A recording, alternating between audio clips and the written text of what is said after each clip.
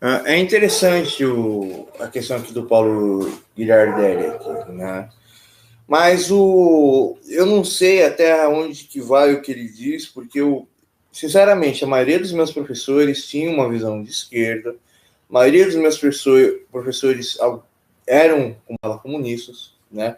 Até os professores das melhores escolas que eu estudei e tal, né? A não ser das escolas particulares, que os professores eles tinham uma visão ultracapitalista, né? Eles tinham uma visão de rendimento.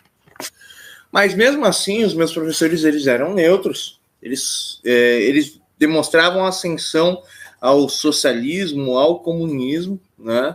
Alguns, a grande maioria era com a visão de esquerda, de filantropia, né? Todos sem exceção, mas eles nunca falaram abertamente aquilo que eles diziam, né? Até minha tese de psicanálise aqui eu desenvolvi por causa do estudo que eu tive no Albert Einstein, por causa da cultura judaica que minha mãe me passou, por causa de, como fala, algumas pessoas que eu conheci na escola pública aqui, que era pessoal que era só família, né? Então, os meus professores, eles disseram todos os lados positivos e negativos da ideia deles e todo lado positivo e negativo do capitalismo. E eles foram neutros, eles sempre deixaram o debate aberto, né? A partir do quinto, sexto, sétimo, oitavo ano, no primeiro, né? No segundo, no terceiro. E eles sempre deixavam o debate para a gente desenvolver e sempre se preocupavam na questão do desenvolvimento intelectual para a gente aprender o ensino básico, né? E aprender a respeitar e entender as pessoas e não colocar o nosso egoísmo acima das outras pessoas, né? Como até um idiota direitista aqui que está me julgando porque eu falo de qualquer forma, falo de qualquer jeito, eu construo ideias de qualquer forma, de qualquer jeito, de qualquer meio, né? E como posso dizer aqui? Então esse cara, ele acha que é errado agir dessa maneira, ele criou uma idealização do direitismo dele, ele criou uma idealização de como é a direita dele, ele criou uma idealização da imagem dele, da personalidade dele, do comportamento dele, e aí ele me ofendeu, eu questionei ele, né? Eu disse que ele é um fruto de tudo que é errado e só queria coisas erradas como criou assim, aí eu falei de mim e da minha mãe. E aí ele falou que vai ser processado, que eu vou ser preso, que eu vou ser isso, que eu vou aquilo e tal. Mas você vê que é uma pessoa que só pensa no ganho, no lucro, é uma pessoa egoísta, que não tem valores individuais. Eu não vou negar que eu vejo o pessoal da direita se aproveitar no discurso. Não traz um discurso com todos os lados, eles trazem com o lado mais da direita. Mas o vídeo do Guilhardelli aqui, do Paulo Guilhardelli, eu tô vendo aqui que isso só tá tendo um lado, porque os professores de hoje, infelizmente, eles doutrinam, o Paulo, se você não sabe. Você é de esquerda aqui, até agora aqui, eu não vi uma doutrinação subjetiva, eu vi aqui você construindo as coisas, mostrando seu ponto de vista, mostrando a construção sua. Você estava até falando sobre o animal, tem um aqui que acha que é ser humaninho, que ele tem opinião, que ele tem personalidade. Toda hora eu falo para minha mãe não entende isso. E o cara, ele é muito mais inteligente que o macaco, ele só não tem as mãos dele, né? E ele é deficiente ainda, pior ainda, cachorro deficiente. E eu achei ele abandonado. Minha mãe que achou ele abandonado, achando que era o outro bastante que a gente tinha. E como fala, ele tem opinião, ele julga as coisas, ele acusa, ele conta as coisas para minha mãe, conta as coisas para mim, faz fofoca. É uma coisa incrível, né? Disputa com a gente, com as coisas. Eu fiz um vídeo do Nando Moura, né? Ele mais ou menos entende uma e outra palavra, e aí ele me responde e tal. E a gente começou a conversar no meio do vídeo, né?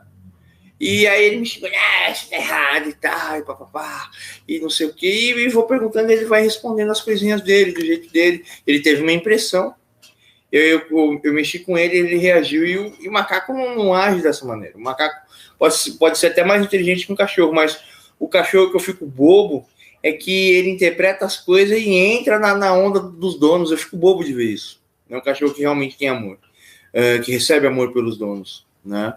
E aí eu acho até interessante, né? Será que aí você chega aqui, mas a questão aqui, como fala, mitocondrial, da questão esqueci aqui qual que é. Eu esqueci qual que é o nome do organismo vivo que pega a nossa açúcar e transforma em energia. Mas será que o que foi daquele bicho e tal? Eu esqueci como que se coloca as palavras aqui. E aí o cachorro em si, eu sinceramente acredito que ele não foi domesticado. Ele viu o homem, quis fazer comunicação com o homem aceitou, e o homem quis fazer comunicação com o cachorro, e o próprio lobo mesmo selvagem, se você pegar ele lá, ele, como fala, ele fecha um comum acordo, e você conversa com um povo que é hebreu e que é judeu, eles falam que o cachorro é um animal que resolveu fazer um acordo com o homem, né?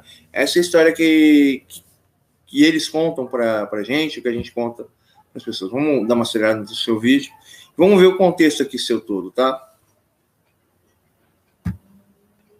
Se querem ser chamadas assim, elas têm um ódio do professor institucionalizado.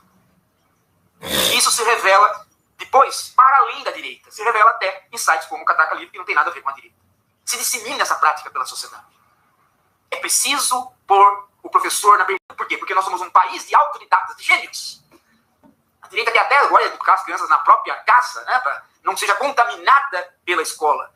Os coleguinhas, o professor é um marxista terrível que vai ensinar um lema do marxismo. Qual? Mudar de sexo. O lema do marxismo agora é mudar de sexo. Não sei onde que o Marx falou isso, mas a direita inventou essa história.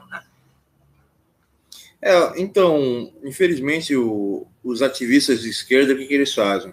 A família branca, burguesa, tradicional, tem um homem, tem a mulher e tem o filho, tem a filha, né? E é uma discriminação o filho gay, é uma discriminação uma filha que fuma uma maconha, uma filha que tem os trejeitos meio masculinos, né? E aí, então, eles querem destruir a família, né? Então, a mulher gay, trans, não sei o que, tem que ser aceita. Existe uma cultura na mídia, existe uma cultura na televisão, tal, e não sei o que.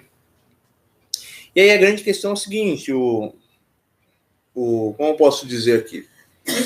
Você impor uma coisa para as crianças, eu acho errado. Mas você, por exemplo, discutir um tema livre, um tema público, aonde que seu pai ou sua mãe deixa você ver alguma coisa ali, aí já é uma outra questão, né? O que aconteceu mesmo? Tem um conhecido meu que estava reclamando, e eu acho que ele tem uns 18, 19 anos de idade.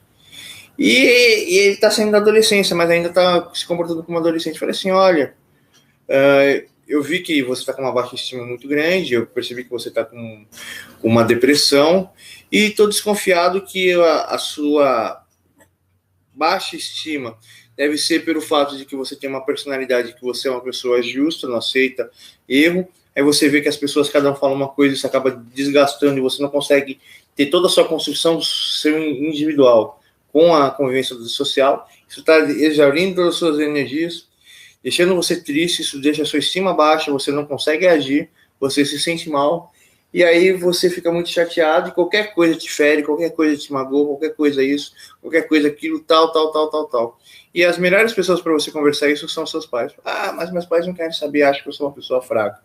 Assim, às vezes seus pais são grossos com você porque eles não entendem você e querem impor, como fala, querem impor uma atitude mais grosseira para você agir com aquela atitude. Então, infelizmente, você está sozinho nessa história, nessa situação, né? Mas, infelizmente, Paulo Girardelli, o que eu vejo as denúncias do pessoal da direita são professores ativistas da esquerda, do comunismo, e eles têm toda uma pauta ideológica, e eu acho errado. Eu acho que a grande questão é o respeito, é o entendimento, é a conversa, né? É o entendimento individual e do ser. A minha mãe fica ruim às vezes, né?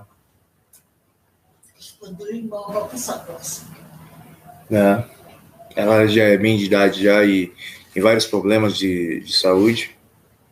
Também tem diabetes, então diabetes mexe com todo o organismo dela. Mas é interessante ver essa discussão. O senhor é uma pessoa muito madura, uma pessoa muito inteligente. Infelizmente, o pessoal de direita, só por ver que o senhor é de esquerda, talvez passaria por contratura em cima do senhor. Mas eu não vejo nenhum erro no discurso do senhor. Eu discordo de algumas coisas, mas vamos ver aqui até o final do contexto do senhor. isso, gente. Nós temos aí a contaminação da... Eu ia falar um termo mais do que falar, né? Porque há colegas que têm problemas com esse termo. Então eu vou usar deficiência cognitiva programada. Deficiência cognitiva programada, ela se insurge contra o professor, porque ele é o que rompe a deficiência cognitiva programada. Ele é o homem que desprograma essa deficiência. E aí, meu amigo, entra um outro elemento, que é o segundo elemento dessa minha exposição. É que ontem, aqui em São Paulo, houve uma revolta geral dos funcionários públicos da prefeitura, em especial dos professores, por conta de medidas do Covas que iriam diminuir as verbas para a educação e diminuir o salário dos professores. Você sabe que teve uma votação, então, na Câmara, o prefeito ganhou a votação, ou seja, passou as cláusulas que vão atingir o salário dos professores, os professores saíram às ruas, foram combatidos com violência pela polícia, sim, com violência de novo, igual se fez lá no...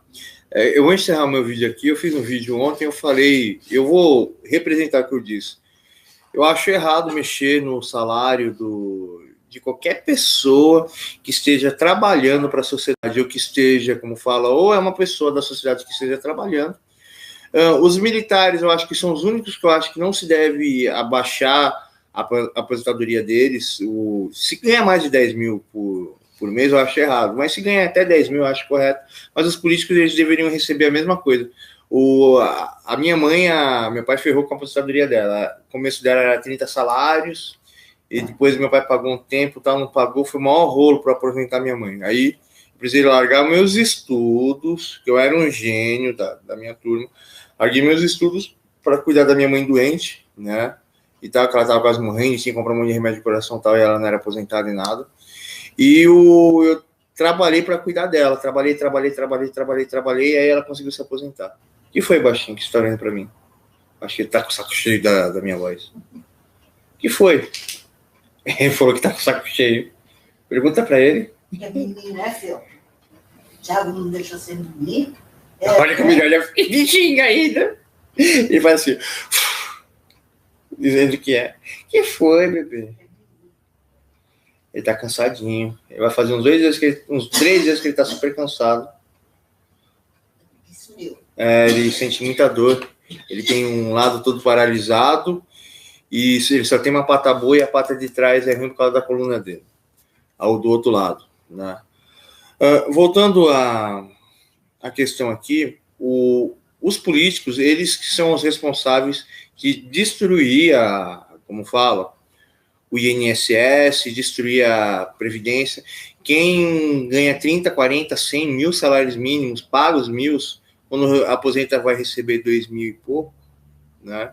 Se não pagou tudo, não recebe o 13º, se não pagou os 35 anos ou os 30. Então, o problema da reforma é os políticos não querem abrir mão e nem os amigos dos políticos que pegam cargos privilegiados deles.